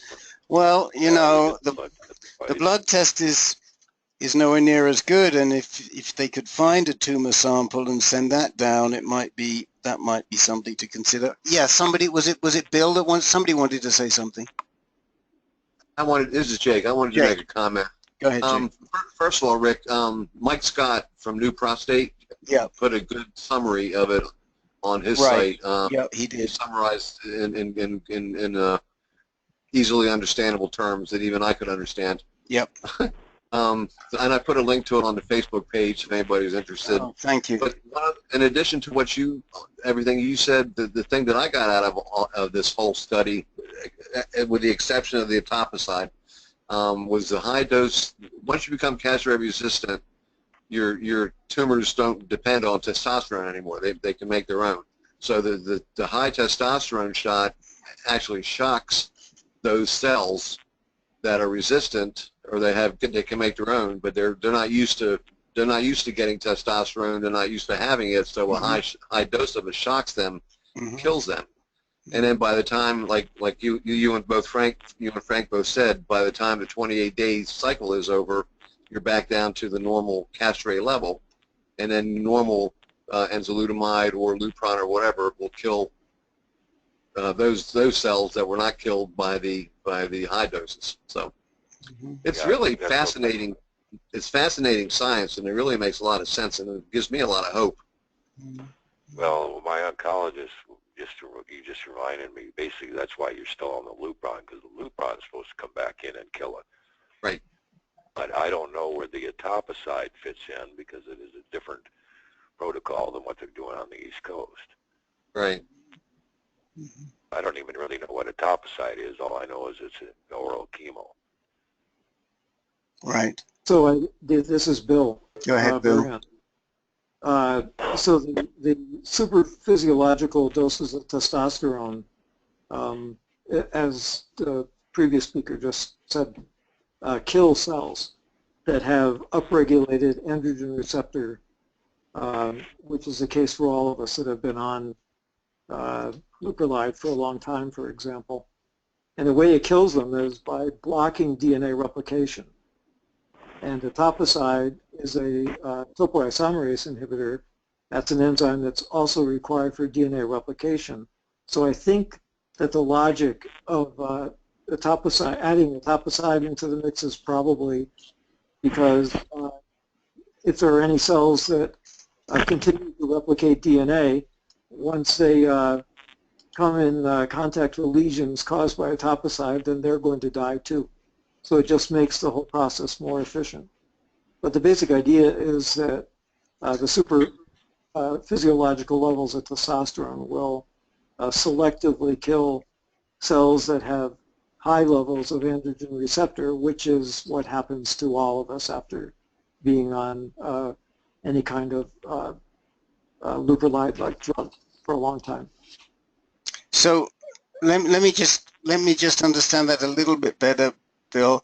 So you're saying that basically the testosterone, so much testosterone just overwhelms these cells, these receptors, and they're just swamped, as it were, and they don't survive. And the etoposide focuses on disrupting the DNA process that allows the cells that do survive to replicate. That's basically it. Except that the super physiological levels of testosterone also block DNA replication. That's how the cells die. Androgen receptors turn out to be required for DNA replication. And when you have high levels of androgen receptor, which is the case, for those of us that have been on anti-androgens for a long time, then when you add a large amount of testosterone, it binds to the androgen receptor and it blocks its ability to promote DNA replication, and then the cells die. And so adding testosterone or etoposide to the mix just kills the residual cells that are still replicating DNA. So does that make it clear? Yeah. It does. All right, Frank. You got it, Frank? Yeah, but just one question. Does it make sense that I'm taking the etoposide at the same time I'm getting the testosterone shots? Or, I mean, my mind would tell me after you get the testosterone shot, then you start the etoposide. But perhaps they're experts on this, so I'm just wondering who has a thought on whether or not that seems appropriate. It does to me, and I'm not a medical doctor, but I mean, these are things that I do study in the lab, and from that point of view, it does make sense. Okay. That'll work. I appreciate it. I'll let you know how my next tests come out. Okay. Yeah, I'll be really interested to know too. Yeah, we all are. Yeah. Anybody else? Yes. Yeah, this is Peter. The reason why this is getting so much press, and the article that was sent to me by a friend, was a Fox News thing that said cure for prostate cancer. Testosterone cures prostate cancer. So it gets, Fox News sensationalizes things, of course. But I guess there are some people, out of that 47 who had very good results. 7 or 8 probably had very good results, and a few really showed outstanding results. But it doesn't cure cancer, because almost all the cases, eventually, the cancer came back. So it might have effect for prolonging life, extending our lives, and they use it for people with advanced disease. It's not used at this point for low-grade stuff or anything. But it seems to be effective in some ways. But I wouldn't get too hyped up on the thought that it cures cancer, prostate cancer. No, I'm not there at all, because I'm a stage 4, and I realize that nothing will cure this anyway. So that's why the question about the ketones or the whatever it is that I was talking about earlier. Ketones. Yeah, the ketones. Ketones. Whether or not that's an additional Yes, thing to it. Ketones. It sounds like a 1950s singing group, doesn't it? Yeah, it does. Yeah. Except maybe more 60s for us semi-older people. Oh, okay. All right. Okay. Frank, if you do the ketone thing, make sure you do it with a doctor's guidance, because Len mentioned earlier ketoacidosis. It can actually kill you if you get too many ketones in your system. Well, it's supposed to control your glucose, and as soon as I read that, my glucose is fine. It's not depleted, it's not low, it's not high. So I didn't, and I'm a skinny guy, I've got no fat, I didn't see really any reason to do it other than to find out more about it to see if it is something that's worth doing.